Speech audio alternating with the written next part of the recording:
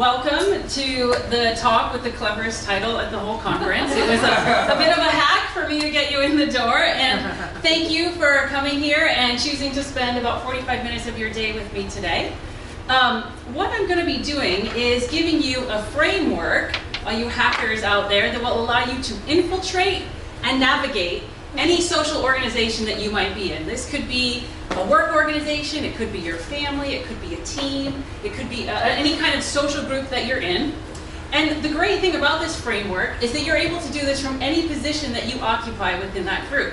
So you could be a leader in that group, you could be someone in the middle of that group, you could be someone outside of that group. And this framework gives you a way to think about how you'll infiltrate and navigate that group to get your agenda across to them.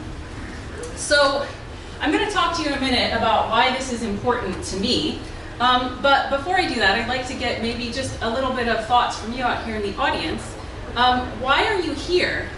And what brought you here today for this particular subject? Looking for mobility. Sorry? Looking for mobility. For mobility? Within the organization. Upward mobility? Okay. New tricks to learn how to sell things. New tricks to learn how to sell things. Sales, that's a good one. Dan? Community. Community? IT community. Anchorage is hard to press for events like this. Okay. This is great. Great. Courtney? Like communication across levels and disciplines. Okay. Good. Peter?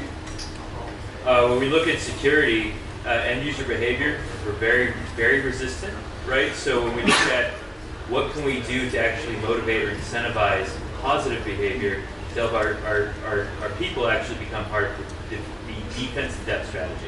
Yeah. And I like that because you heard, if you were here for the keynote, you heard a lot about how as security professionals we tend to be reactive. And the intent of this is to give you, like I said, a framework for navigating social organizations so that you can build proactive support, proactive buy-in, and hopefully money. I'll talk about the dollars part later. A lot of people think that this whole political thing is very squishy, it's all touchy-feely, it's about people, but I'm going to give you some examples about dollars and cents where this works for me. So a lot of you have been to presentations like this, you've heard topics like this before, and if you have, I'd ask you to just challenge yourself today with what I talk about, with what we discuss here in the room, to see what new thing you might be able to take away. Maybe one new thing you could take away from today's session that's a different way of thinking about things than you have before. So I'm going to get to, again, why this is important here in just a minute, but before I do that, I'd like to level set what we're talking about. So can I just ask again for some feedback from you? When I say politics, what does that mean to you? Touchy area. Touchy area. Don't talk about it. Don't talk about it, I like that. A thing to be avoided, okay? Competing priorities. Competing priorities, that's good. Taking control. Taking control. Dave? Communication. Communication. Good, so I like how everybody brings a slightly different view on this, and I think all of those are encompassed in what I would give you as my definition of politics, which is that politics is really the dynamics of how people operate in groups. And so that's what I'm going to talk to you about today. And I'd like for you, and again, this is another question I'm going to pose out there to everyone, to think about what might be a challenge that you have in this area that you're struggling with today that might have brought you in here or you're looking for new insight on. If anyone cares to share that, you can. But what I'm going to do is ask you to hold that in your mind as we go through this and I talk through this framework so you can think about, maybe again, there's one thing that you could do differently to address this problem or a different perspective that you could take on it. So, does anyone care to share? It's sensitive and no one wants to talk about it, so I get it. It's fine. You can just hold it in your heart. So like I said, at the end of the day, I'm going to ask you to come back and we're going to reflect on this. So let me get to when politics are important. So I'm going to talk to you a little bit about why I'm here today. And that is that early in my career, as you heard from Courtney, I was a software engineer and I spent a lot of time developing technical skills. I went to classes, I did workshops, I researched things on the internet, I built up a series of technical skills. And as I progressed in my career, I realized that I was going to need to supplement that with people skills and that those would become important to me. And so I'm standing here to share this framework with you today, not because I'm talented and gifted at this, but because I was so rubbish at it that I had to figure it out.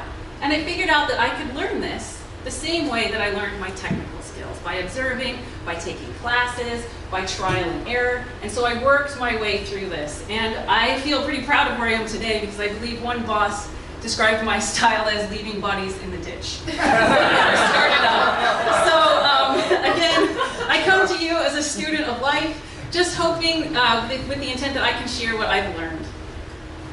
So here we'll talk about why this is important. So as you look here from left to right on this diagram that I have, the increasing scale of what you want to achieve comes to rely more and more on your people skills and your emotional intelligence. Because in order to achieve bigger things, we need more people to work together.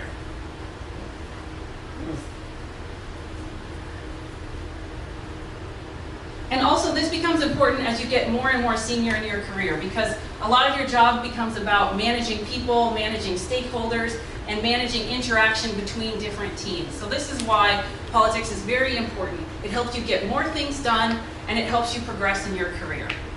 And to what Peter said, the really important thing about this from a security professional standpoint, to me, is that behavior change is a choice. I can't really make you do something. I mean, I can. I can make you change your password every 90 days, but you're not gonna like it, right? So I can't make you do a lot of things. So if I have better people skills, I can learn to influence the way you think about things and maybe start to find a way to change your behavior through motivating you.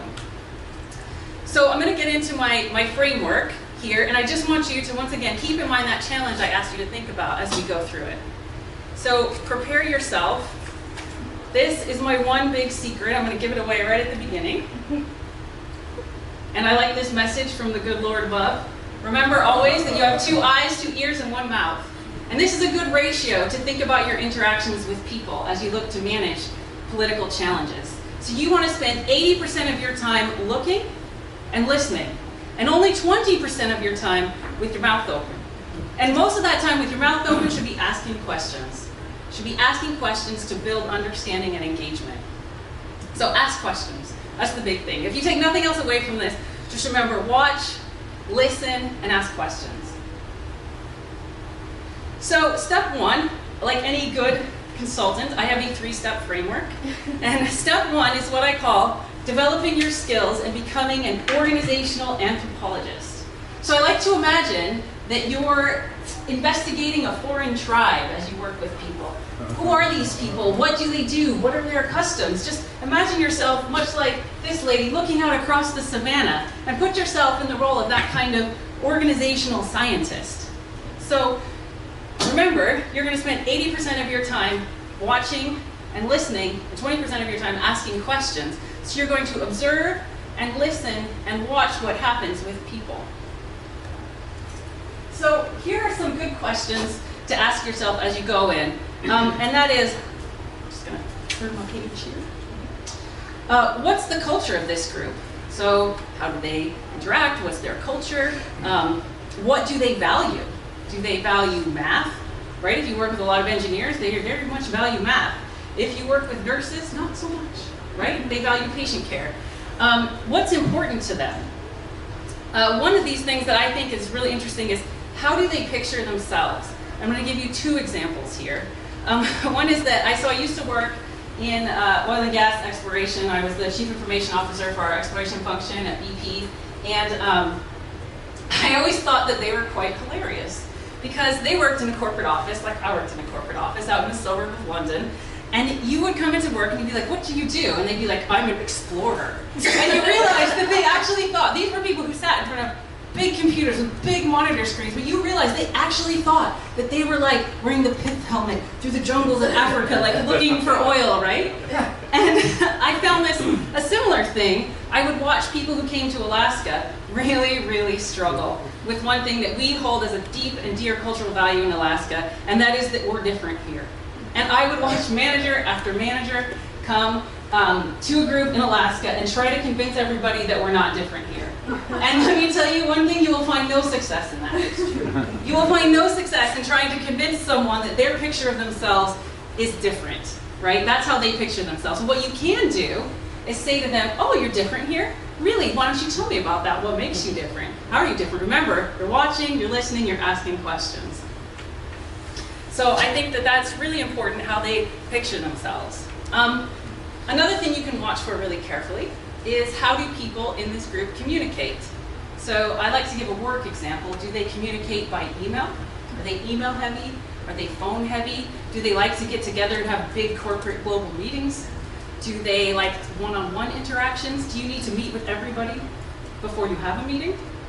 So how do people in this group communicate? Do they communicate directly? Are they very upfront? Are they aggressive communicators? Are they passive communicators? Right? Does most of the conversation actually happen outside of the room? So watch very carefully and ask yourself, how does this group communicate? The next thing you want to look at is, what are the incentive structures and motivational structures that are out there? So from a business sense, again, like there might be bonus structures, there might be less hard incentive structures. So some companies have formal recognition programs, other things like that. So what kind of incentives exist in this organization around behavior? And what motivates them to take advantage of these incentives that are out there?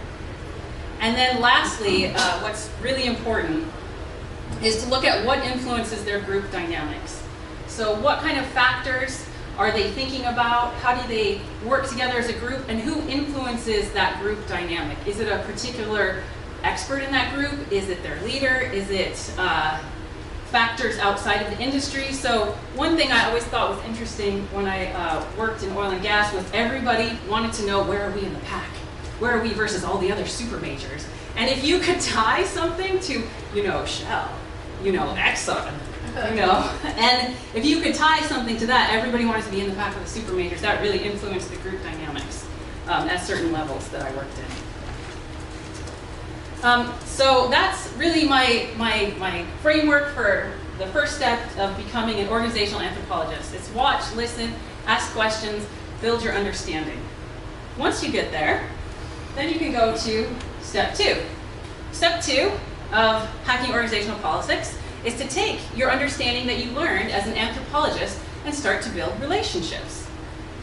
And in building relationships, once again, I like 3 things, because 3 things are easy to remember. The first thing is to be genuine. Be respectfully who you are. If you're a direct person, be respectfully direct. If you're soft-spoken, be soft-spoken. Be who you are. Because people, in my experience, have great bullshit detectors. And we've all been sitting across from someone that we can tell is just working on us to get something for their agenda. Right? That is not a genuine interaction. That does not build a genuine relationship.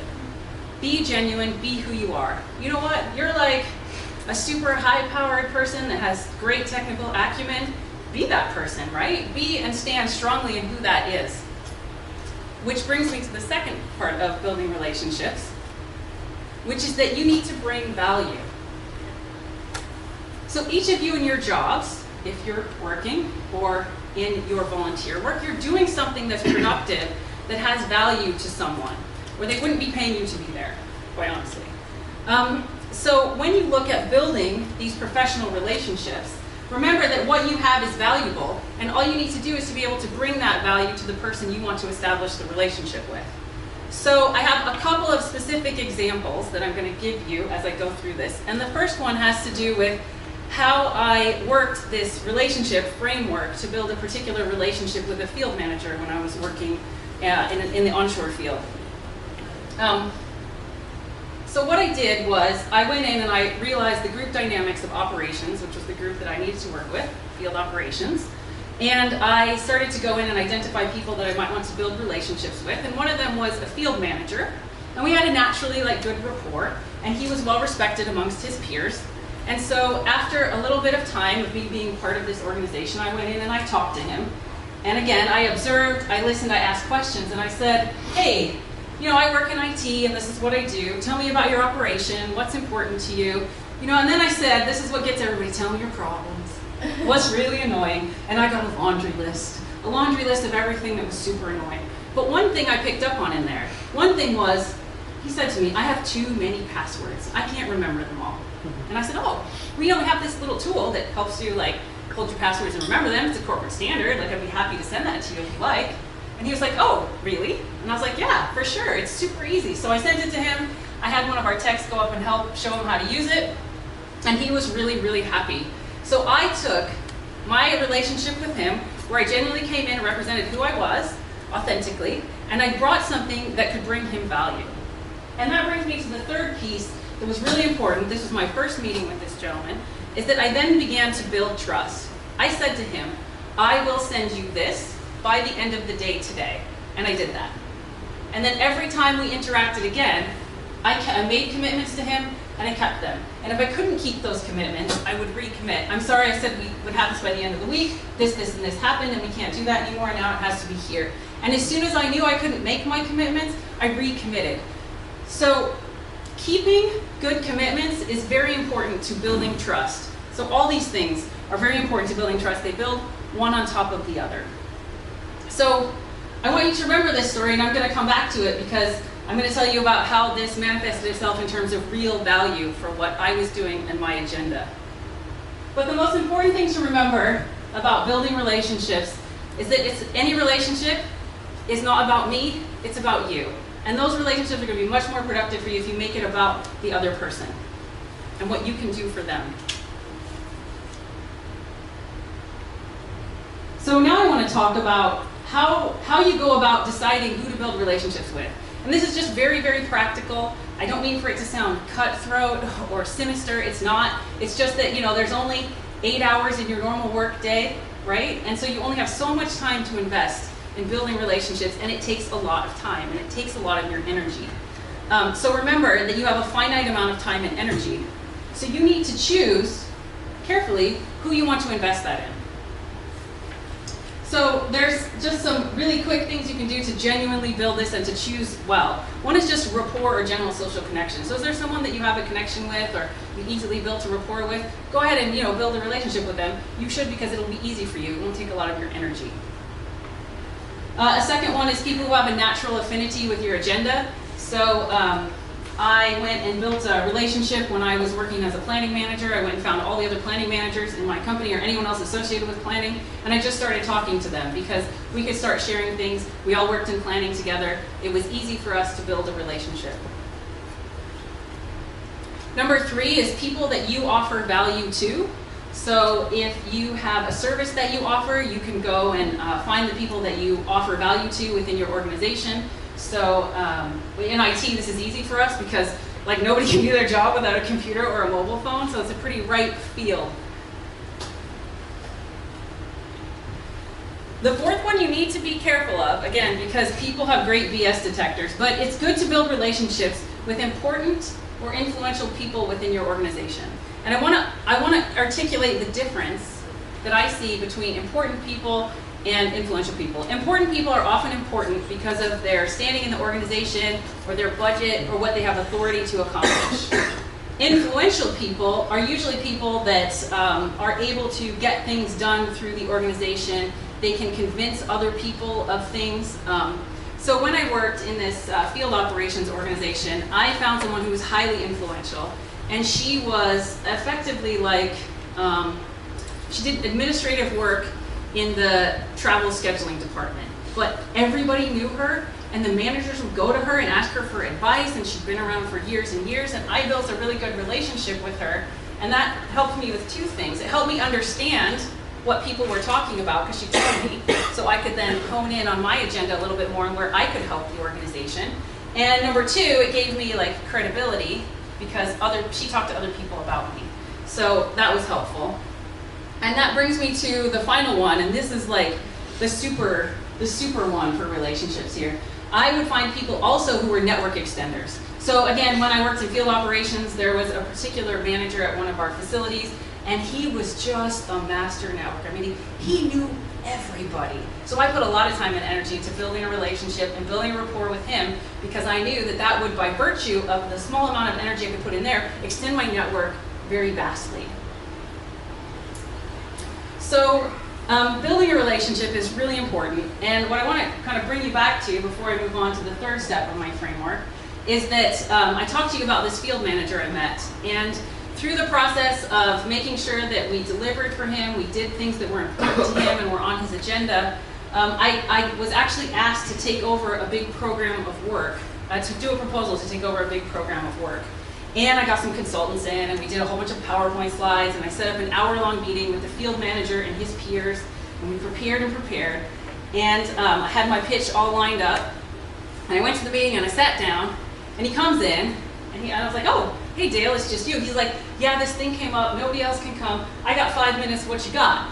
And so I was like, it's this and this. And he's like, how much money do you need? And I was like, I need $1.1 million. And he was like, done, I gotta go.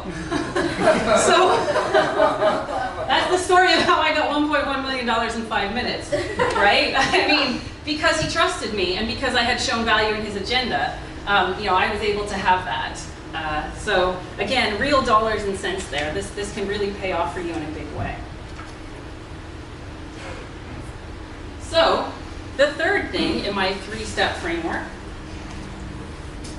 once you've understood the organization because you've done your anthropology, and once you've sat down and talked with people and built some relationships, the next thing you can start to think about is influencing. This is where the real magic happens, right? Because now this is where you can start changing people's mind, changing people's agenda.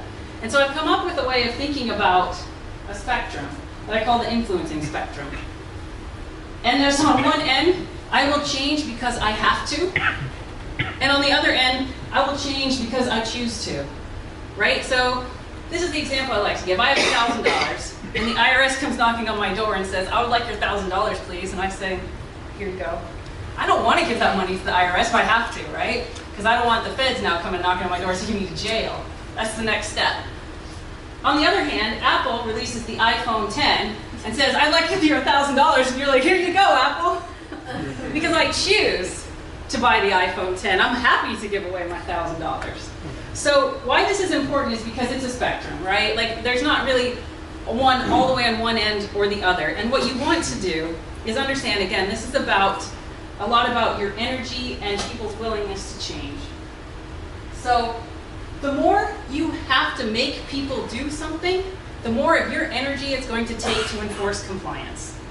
Okay, this is like the password changes every 90 days, right? Or, I don't know, other examples from what we do, right? Like, I have to comply with NIST standards. Like, I'm not really excited about that, but I gotta do it, so I'm gonna go do it. And you're gonna enforce people to do things. It's gonna take a lot of your time and energy. The more it moves towards that end of the spectrum. On the other hand, the more you move towards the because I choose to end of the spectrum, you'll get an increasing level of engagement and buy-in from your audience, and it will take less of your energy to make the change happen that you need to happen.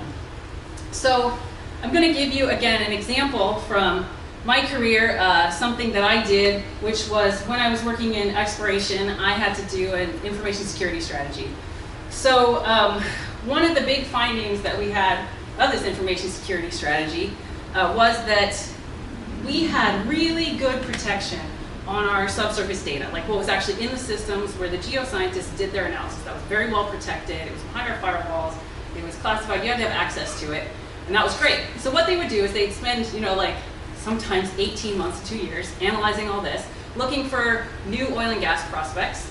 To give you an idea of what that would mean to the company I worked for, a new oil and gas field would take between 30 and 40 years to develop. So these are things that they're looking at from, hundreds, like billions of dollars of value, 30 to 40 years from now. Highly sensitive information that our competitors would very much like to have about our evaluations. So they would take this data, very well protected in these systems, and they would put it all together in these PowerPoints, and they would send it to the executives. Right? And the executives would use these PowerPoints with these like summarized slides to make their decisions about which prospects they would want to put in our hopper. And where do you suppose these executives read these slides? On their iPads. And where do you suppose they were looking at these iPads? In airport lounges. Right? And so I want to ask you all, how much do you think I could have gone and said to the executive, you have to stop doing that right now?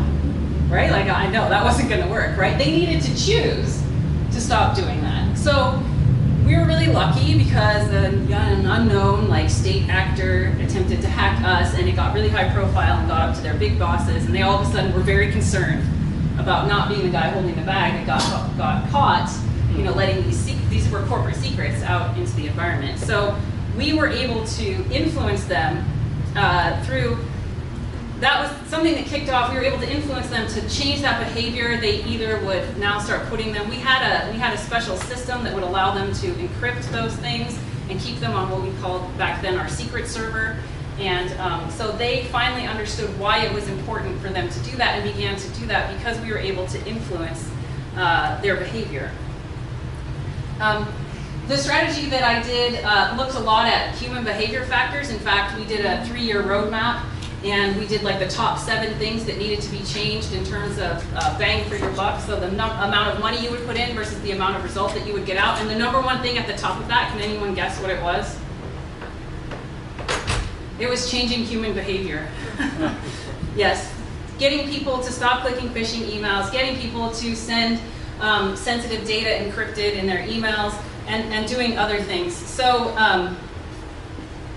what we did in this strategy was I pitched it to these executives again, and it was like a 3-year security improvement program, and I don't remember, it was I think on the order of $4 to $5 million. But we basically were able to tie this into an agenda that was important to them. So remember how I said they're really concerned about where they sat in the competitive landscape. So if you could say, hey, if this information fell into the hands of your competitors, what would that feel like for you? What would that be like for you? And nobody wanted that, right? So that was an important agenda to them, that they stay ahead of the competition. There was another agenda about being like a world-class explorer. So there were other things that we could actually tie into that was part of our stated business agenda that we used to tie into our information security strategy. Another thing that's really important when you're looking at influencing is to use the appropriate support building strategy. So different groups, remember we did our anthropology out there and we assessed how people communicate and what was important to them. So different people are convinced by different things. Some are logical or analytical, they want to see data, charts, graphs. Some are relationship based. They want to know how this will impact their team and their people.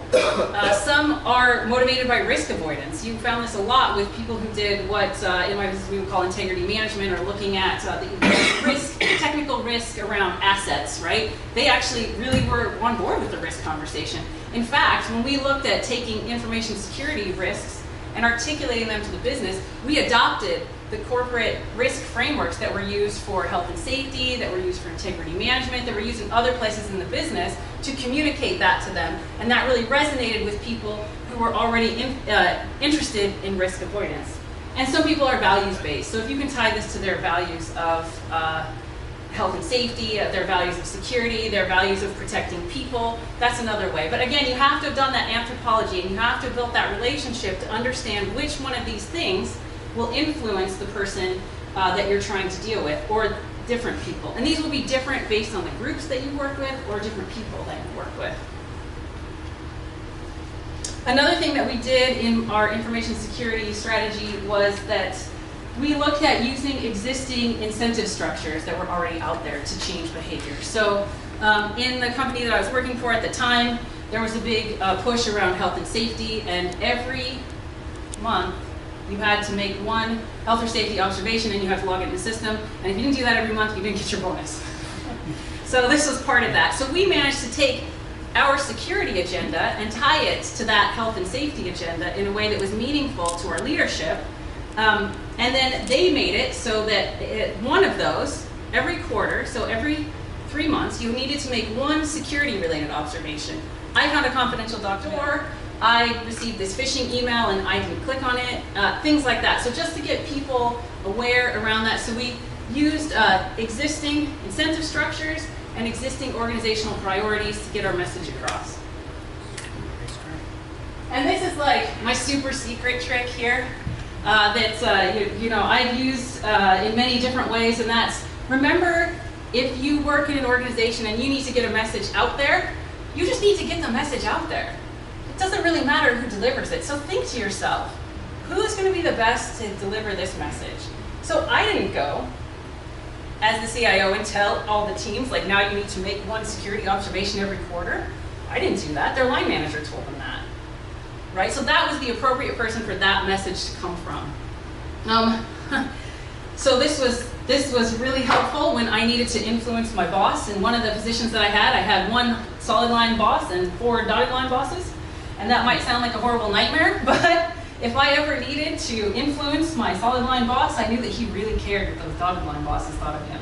And so if I would just drop it to one of them in such a way, they would tell my boss, and then bam, my boss was influenced. I got my agenda across in a way that I didn't have to go to fight with him about. So who's best to deliver your message? It might not be you. We often would bring in outside consultants to deliver difficult messages to keep the political fallout from happening on anyone who is in the organization. So just think about how could you deliver this message and who could deliver it for you that would be helpful. And the last thing I want to come to is that influencing is not coercion or manipulation. Coercion and manipulation push your energy back to the I have to side of the spectrum.